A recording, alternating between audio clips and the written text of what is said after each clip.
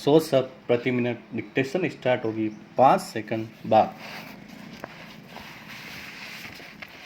Yes start. अब मैं थोड़ी नज़र डालूंगा हमारे राजनीतिक परिदृश्य पर।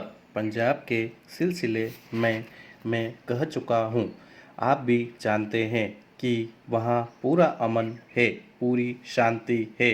यदि पूछा जाए कि आज सारे भारत में सबसे शांतिपूर्ण राज्य कौन सा है, तो जवाब यही मिलेगा कि पंजाब है, जहां लगातार 12 साल तक खून की नदी बहती रही थी।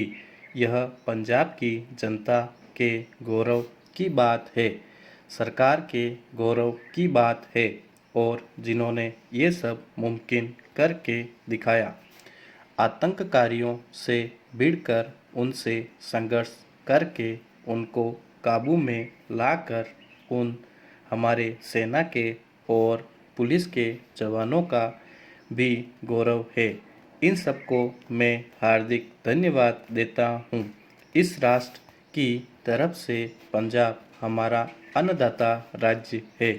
वहाँ कोई भी गड़बड़ी होगी तो उसका असर सारे भारत पर पड़ेगा, लेकिन शाबाश उन लोगों ने ये कारनामा करके दिखाया कि जब खून खराबा हो रहा था तब भी पंजाब पहले नंबर पर ही था, उत्पादन में दूसरे नंबर पर नहीं खिसका।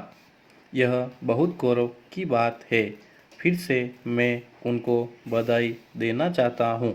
अभी पंजाब में औद्योगिक क्रांति आने वाली है, उसका सारा सामान मुहैया कराया जा चुका है। 2-3 साल में आप देखेंगे कि कृषक क्रांति के साथ साथ हरित क्रांति के साथ साथ वहाँ औद्योगिक क्रांति भी आएगी।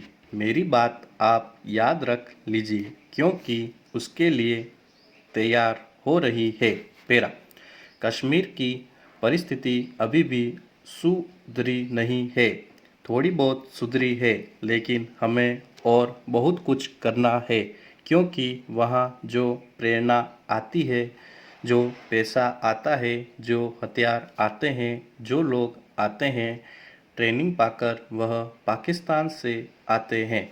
समस्या वहाँ की नहीं है, बाहर से आती है। कश्मीर के लोग आतंकवाद के खिलाफ है। मैं बिल्कुल यकीन के साथ यह कह सकता हूँ, लेकिन जब उनके सामने बंदूक आ जाती है तो अपनी जान किसको मनाएंगे, चैन की सांस लेंगे, इसमें कोई शक नहीं है। हमें आगे बहुत कुछ करना है कश्मीर का के सिलसिले में। और जो पाकिस्तान एक तरफ प्रचार करता है कि मानवीय अधिकारों का उल्लंघन हो रहा है, बहुत दूर की बात नहीं है। अभी 2 दिन पहले वहाँ के आतंकवादियों ने एक बस को बीच में रोका, उसमें से 16-17 आदमियों को उतारकर गोली मार दी। इनकी गोली से जो शिकार हुए, क्या उनके मानवीय अधिकार नहीं है? क्या उनको जिंदा रहने का हक नहीं है? यह केवल उन्हीं आतंकवादियों को है। और जब मुठभेड़ में आतंकवादी मारे जाते हैं तो ये लोग क्यों परेशान होते हैं? ये क्यों प्रचार करते हैं? क्या आतंकवादियों को ही सारे मानवीय अधिकार है? लोगों को मारने के भी है, और फिर मानवीय अधिकार उन्हीं के पास है कि उनको कोई न मारे। यह तो अजीब दलील हुई, इसलिए हम इसे मानने को तैयार नहीं है। मैं उनको बधाई देना चाहता हूँ, जिन्होंने आतंकवाद का मुकाबला करके कई लोगों को पकड़ा और आज थोड़ा बहुत वहाँ काबू पाने की कोशिश की है। पेरा अब असम के सिलसिले में, बोरोलैंड के सिलसिले में, अभी झारखंड के सिलसिले में छोटी मोटी बातें आई है, लेकिन यह बड़ी समस्याएं हैं। उनके लिए जीवन मरण की क्योंकि कई दिनों से जब आंदोलन चलाते रहते हैं और उसका कोई नतीजा नहीं निकलता तो लोगों को बुरा लगता है, गुस्सा आता है और वह आपे से बाहर हो जाते हैं। मैं सबको यह कहना चाहता हूँ कि ये सारी समस्याएं हम सुलझाने में लगे हुए हैं। असम का सुलझ गया है, बोरोलैंड का सुलझ गया है, झारखंड का भी सुलझ जाएगा थोड़े अरसे में, इसलिए कोई परेशानी की बात नहीं है। गुस्से में आकर आपे से बाहर होने की कोई ज़रूरत नहीं है। मैं उनसे यही कहना चाहूँगा। पैरा। अब रही बात अयोध्या की, मैं सोच रहा था कि इस बारे में कुछ कहूँ या ना कहूँ, लेकिन कहना आवश्यक है। वहाँ भी विध्वंस हुआ, ऐसा विध्वंस जिसने भारत के चेहरे को बिगाड़ दिया। आज भारत का चेहरा बाहर विद्रूप नजर आता है। हम लोग विनाशकारी नजर आते हैं।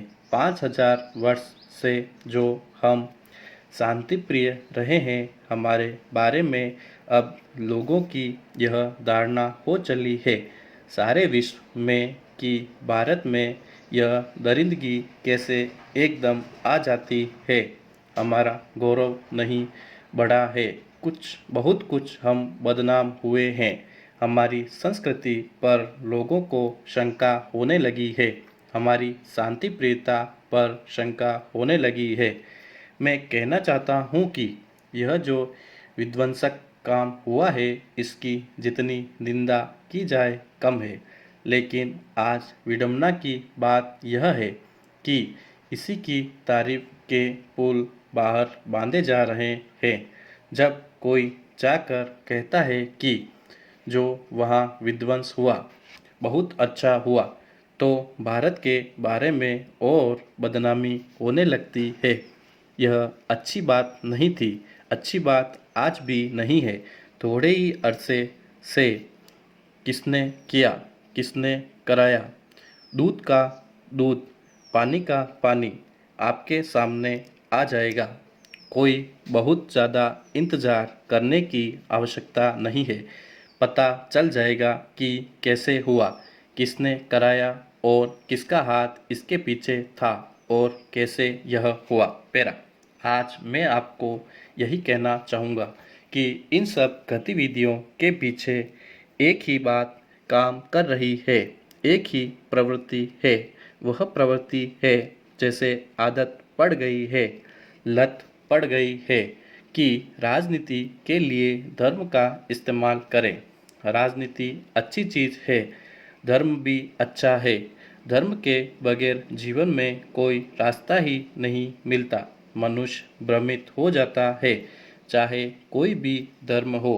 धर्म जीवन को एक दिशा में चलाने के लिए, एक रास्ते पर, सीधे रास्ते पर चलाने के लिए मदद देता है और राजनीति समाज के संगठन के लिए, राज्य के संगठन के लिए रास्ता दिखाती है। दोनों अपनी अपनी जगह पर सही है, लेकिन जब राजनीतिक प्रयोजन के लिए धर्म का इस्तेमाल होने लगता है, तो फिर धर्म वह धर्म नहीं रहता, वह सांप्रदायिकता बन जाता है। सांप्रदायिकता का मुकाबला हम सबको मिलकर करना है।